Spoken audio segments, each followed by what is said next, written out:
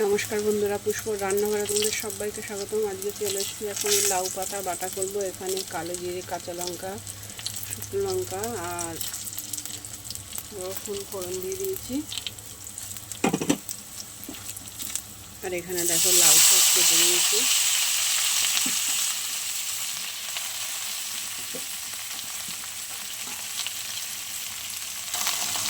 এখানে দেখো স্বাদ মতো লবণ আর হলুদ দিয়ে দিয়েছি।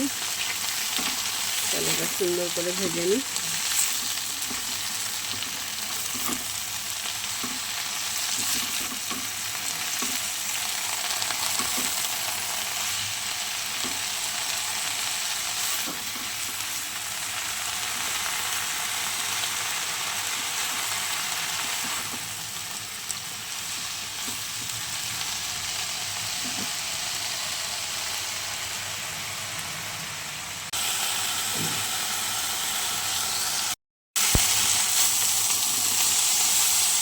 চলো বন্ধুরা, বেশ সুন্দরভাবে ভেজে নেব লাউ শাকটা।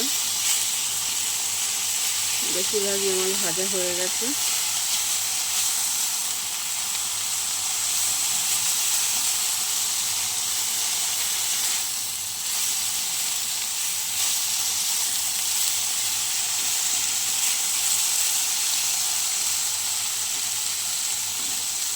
এখানে দেখো 3-4টে কাঁচা দিয়ে দিলাম আমি।